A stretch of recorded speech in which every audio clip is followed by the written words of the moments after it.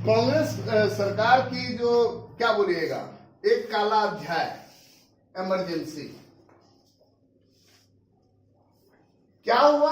Basically Indira Gandhi जब बन करके आई थी, नेहरू जी की मृत्यु हो गई, उसके बाद इंदिरा गांधी जब पावर में आई थी तो ये सिंडिकेट वाले नेता लोग लगे हुए थे। उन्होंने सोच के रखा था कि she would be a puppet girl, puppet होगी और इसके नाम पे सिंपैथी का वोट लेंगे और बाकी जो चला रहा होगा वो हम चलाएंगे। इंदिरा जी को शुरू में ऐसा था भी कि वो उनके हिसाब से चल रही थी, लेकिन धीरे धीरे जब उन्हें ये बात समझ में आ गई तो क्या हुआ कि वो अपने रंग में खुल करके आ गए। और जब अपने रंग में खुल करके आ गई तो फिर क्या हुआ, उन्होंने बहुत कुछ ऐसा किया जो कि बहुत बढ़िया नहीं था। और ऐसे में उन्हें जब अपने राज पर, अपने शासन पर खतरा सा महसूस होने लगा तो उन्होंने इमरजेंसी की घोषणा की। तो आज हम अभी उसी इमरजेंसी के बारे में थोड़ी सी बातचीत करेंगे। आपको पता है कि जेल भरो अभियान चलाया था जयप्रकाश नारायण ने और हजारों नौजवान जेल में भर रहे हैं और जेल में रखने की जगह नहीं है, कैंप डिक्लेयर कर रहे हैं और वहां लोगों को बिठा रखे, बोले भाई यही जेल है, रहो, कहां रखेंगे। और ये सारे जो है वो कोई पेटी क्रिमिनल्स तो है नहीं कि पॉकेट मार है, चोर है, पॉलिटिकल एक एस्पेक्ट को लेकर के आ रहे हैं और इस चीज का हर जगह विरोध हो रहा है। हर जगह विरोध हो रहा है तो क्या होगा, अल्टीमेटली आपको इन्हें छोड़ना पड़ेगा। तो उस इमरजेंसी के बारे में ये बात करते हैं। इमरजेंसी होता क्या है, आपातकाल होता क्या है। आपको पता है कि भारत में 3 तरह के आपातकाल लगते हैं। एक है कि मशीनरी फेल कर गई, बाहर से अटैक हो गया, और फाइनेंशियल। जो फाइनेंशियल वाला आपातकाल है वो कभी नहीं लगा है। मुद्दे पर आते हैं। The government suspended the freedom of the press and implemented press censorship. Press पे सेंसरशिप लग गया। आप सरकार के खिलाफ कुछ बोल नहीं सकते हो, कुछ सरकार के खिलाफ लिख नहीं सकते हो। Electricity to all major newspaper offices was disconnected. जितने भी अखबार हैं उनका बिजली काट दिया गया from the next day of emergency, and the newspapers were forced to get prior approval. आपको कुछ भी लिखना है उससे पहले आप सरकार की अनुमति लीजिए। सरकार जब आपको अनुमति देंगे तभी आप कुछ लिख सकते हैं। आपको कुछ भी प्रकाशित करना है तो आपको सरकार की अनुमति लेनी होगी। Many journalists were arrested, और बहुत सारे अखबार वाले जो थे उन्हें अरेस्ट कर लिया गया, गिरफ्तार कर लिया गया। Newspaper like the Indian express and the statesman, Kolkata से पब्लिश होता था उस समय में, शायद अभी भी, तो ये बहुत प्रोमिनेंट अखबार है। इन्होंने क्या किया, बोला कि जब हमें तुमसे हर बात पूछ करके लिखना होगा तो बेटर है कि हम कुछ लिखेंगे ही नहीं, अखबार के कॉलम ब्लैंक छोड़ देंगे, भाई सरकार तुम ही भर लो। और एट्रोसिटीज तो हुई थी। इंदिरा गांधी के पुत्र थे संजय गांधी, उन्होंने भी बहुत सारी एट्रोसिटी की थी। खैर मैं पॉलिटिकल बयानों में नहीं जाना चाहूंगा। Protested by leaving blank spaces where news items had been censored, while magazines like the Seminar and the Mainstream choose to close down. और बहुत सारे जो जर्नल्स थे, मैगजीन्स थे, जैसे एक था सेमिनार, एक दूसरा था मेनस्ट्रीम, उन्होंने क्या किया, अपना पब्लिकेशन को क्लोज डाउन कर दिया। While many published through secrecy, और कुछ ऐसे भी मैगजीन्स थे जो छिप करके अपना सारा कार्य व्यापार करने लगे। अगला है explain the role played by syndicate. Syndicate का क्या रोल था कांग्रेस पार्टी में। तो कांग्रेस का भी डिवीजन हुआ था, कांग्रेस ओ फॉर ओरिजिनल शायर, और दूसरा कांग्रेस आई फॉर इंदिरा शायर। अब उसमें क्या है कि 1 party 1 nation 1 leader, Indira is India and India is Indira, ऐसा वाला हिसाब किताब था। Syndicate was the group of powerful leaders. सारे पावरफुल लीडर्स थे, तकिया पर ऐसे लगा करके सोचने वाले। वो सोए हुए हैं या डीप थिंकिंग कर रहे हैं, God knows.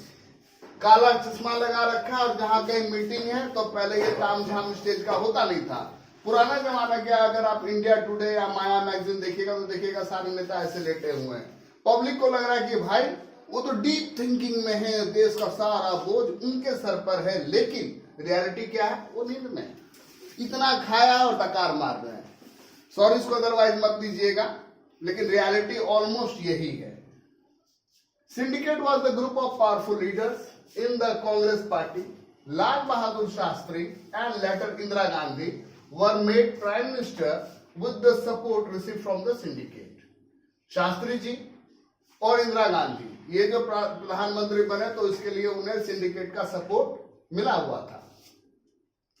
This group had a decisive say. Decisive say मतलब एक निर्णायक कथन होता था इनका, जो बोलेंगे वही होगा. In Indira Gandhi first cabinet and in policy formulation, वैसी ही नीतियां बनेंगी और किसको कैबिनेट मिलना है, किसे मंत्री बनाना है, किसे नहीं बनाना है, वो सारा तय कर रहा है कौन? Syndicate. After the split in the Congress, जब कांग्रेस टूट गया, कांग्रेस टूट गया वो नरम दल गरम दल वाला नहीं, आजादी के बाद वाला सीन है, कंफ्यूज मत कर जाइएगा हिस्ट्री वाले बच्चे. The leaders of the syndicate stayed with the Congress O, जो पुराने नेता है वो कांग्रेस ओ की तरफ रहे, but were defeated in the subsequent general election. लेकिन कांग्रेस ओ जो है वो बाद में जो इलेक्शन हुआ तो उसमें इंदिरा गांधी ने अच्छा करिश्मेटिक लीडरशिप दिखाया और ये कांग्रेस ओ यानी सिंडिकेट के जो लीडर थे वो सारे हार गए और इंदिरा गांधी जी की सरकार बनी. अब मेरा अगला क्वेश्चन है state to objectives of NITI Aayog. NITI Aayog के बारे में हम लोग बात करेंगे. हाँ, तो हम बात कर रहे थे नीति आयोग की. बेसिकली जो आपका योजना आयोग है ये इसी का नया नाम है. जब मोदी जी का सरकार आया था तो उसका नाम बदल करके नीति आयोग बना दिया गया. और नीति आयोग का फुल फॉर्म क्या है? नीति आयोग का फुल फॉर्म क्या है? National institution of transforming India. National institution of transforming India. Simple बात है कि भाई आपको फंड नहीं मिलेगा, योजना लेकर के आइए, उस पर अप्रूवल होगा, स्पेशलिस्ट है, परमानेंट मेंबर है, वो देख करके बताएंगे और वो काम होगा और उसको डायरेक्ट फंडिंग होगा. पैसा के लिए जो लड़ाई होते रहता था स्टेट वर्सेस सेंटर में, वो नहीं होगा. तो इसका मेन ऑब्जेक्टिव क्या है? हार्मोनाइज करो भाई, भाईचारा लाओ. किसका? किस चीज में भाईचारा लाओ? तो नेशनल सिक्योरिटी बना रहे और इकोनॉमिक पॉलिसी जो है वो भी सही बने. And to prepare strategic and long term framework. Strategy जो है वो बने, लॉन्ग टर्म फ्रेमवर्क बने. किस चीज का? पॉलिसी एंड प्रोग्राम का. वो अमेरिकन अंग्रेजी लिखा हुआ है, घबराइएगा मत, आप RAMM लगा लीजिएगा. NITI Aayog acts as a think tank, एकदम से सोचने वाला है ऑफ द यूनियन गवर्नमेंट. दूसरा क्या है? Bye adopting a bottom up approach, कि लाइन में जो सबसे पीछे है भाई उसका भी भला करना है. द नीति Aayog acts in the spirit of cooperative federalism. Cooperative मतलब क्या होगा? सहयोगात्मक, और फेडरलिज्म मतलब संघवाद. सबका मदद करना है, जो लाइन में सबसे पीछे लगा हुआ वहां तक योजना पहुंचना चाहिए. ईमानदारी से अगर कहा जाए तो बहुत सारा काम हुआ भी है. जो बहुत सारा फार इंटीरियर इलाका है, एकदम रिमोट इंटीरियर इलाका सा, वहां भी काम हुआ है. As it ensures equal participation, और ये लोगों के बराबरी की भागीदारी जो है उसको डील करता है.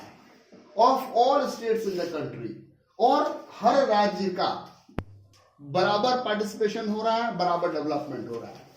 अब फिर ये आ गया इमरजेंसी का क्वेश्चन, पॉलिटिकल चल रहा है, ठीक है. Describe the provision of national emergency. Emergency में क्या हुआ? National emergency can be declared under the article 352. इसमें क्या है कि विदेश से अटैक हुआ, कुछ ऐसा हो गया कि राज्य का सारा मशीनरी जो है उस पर खतरा आ गया. The security of India is threatened, ये माना गया कि देश जो है उसकी सुरक्षा जो है खतरे में है. बाय वॉर, युद्ध हो गया, और एक्सटर्नल एग्रेशन, या कोई बाहरी विद्रोह हुआ है, सैन्य रिबेलियन हो गया है, ठीक है. The term internal disturbance that was used to declare emergency in 1975 was replaced. और 1975 में जो ये इंटरनल ये डिस्टर्बेंस का क्लॉज था, इसको रिप्लेस कर दिया गया by the term armed rebellion. है ना? सशस्त्र विद्रोह होगा तभी ये लगेगा in 1978, so that it may not be misused again. और ताकि ये इमरजेंसी नाम का चीज जो है इसका खतरा बार बार ना मंडराता रहे भारतीय प्रजातंत्र पर और लोग बाग सुरक्षित रहे. देखिए, जो कंट्री को लिबरलाइज करना है, ओपन अप करना है, वर्ल्ड के साथ जोड़ना है, ग्लोबलाइजेशन करना है। तो इसका पॉलिसी रशिया भी किया। रशिया भी कम्युनिस्ट वाला था और आपको पता है कि उसका हालत क्या हुआ, ग्लासनोस्ट और पेरेस्ट्रोइका लगा गोर्बाचोव का और कंट्री का जय श्री राम हो गया। ठीक, टूट गया, बिखर गया। लेकिन चाइना जो है वो शॉक थेरेपी वाला मॉडल नहीं अपनाया। वो जो किया तो वो सोच समझ करके धीरे धीरे करके ओपन अप किया। ठीक, एक तरीके से उसके मन में प्रोटेक्शनिज्म जो है वो वाली फीलिंग है बची हुई, और दूसरा तरफ क्या है कि इकोनॉमी को भी खोलना है। तो बोलता है China followed its own path in introducing a market economy. वो भी कम्युनिस्ट था, एकदम क्लोज इकोनॉमी था, लेकिन खोल रहा है। ठीक है, तो वो क्या बात है, justify the statement with 3 suitable arguments. 3 suitable argument देना है। The Chinese did not go for shock therapy. अब शॉक थेरेपी कहां पर है, रशिया, आपको पता है। कौन किया, गोर्बाचोव। क्या लगाया, तो ग्लासनोस्ट और पेरेस्ट्रोइका, ये सब आपको पता है। But open there economy step by step, एक एक करके, धीरे धीरे करके। जो सेक्टर में बहुत ज्यादा जरूरत है वहां पर एफडीआई आने दो, पोर्टफोलियो इन्वेस्टमेंट आने दो। The privatization of agriculture in 1982 was followed by the privatization of industry in 1988। ये नहीं कि एक ही साथ एग्रीकल्चर को भी खोल दिया, इंडस्ट्री को भी खोल दिया और पता चला बाद में कुछ संभाल ही नहीं जा रहा है, वो नहीं करना है। 1982 में एग्रीकल्चर को प्राइवेटाइज किया, समय दिया, 6 साल का समय दिया। बाद में 1988 में इंडस्ट्री को प्राइवेटाइज किया। जो ऐसा है लॉस मेकिंग सिक यूनिट है, जिसका एसेट सब जो है वो नॉन परफॉर्मिंग एसेट बना हुआ है, तो भाई उसको प्राइवेटाइज कर दो। In China the state and played and countries to play a central role in setting up a market economy. तो चीन में क्या किया, जो स्टेट है, जो कंट्री है, उसका सेंट्रल रोल रहा। वैसे भी कम्युनिस्ट में क्या होता है कि फैक्टर ऑफ प्रोडक्शन पे गवर्नमेंट का कंट्रोल होता है। ये कैपिटलिस्टिक मॉडल तो है नहीं, लाइसेंस फेयर इकोनॉमी तो है नहीं कि गवर्नमेंट का लिस्ट इंटरवेंशन और हर चीज जो है डिमांड और सप्लाई के फोर्स से गाइड होगा। ये सब आप इकोनॉमिक्स में पढ़े ही हैं। तो क्या होगा, गाइडेड रहेगा और गाइडेड तरीके से खुलेगा। ओके, चलिए, थैंक यू।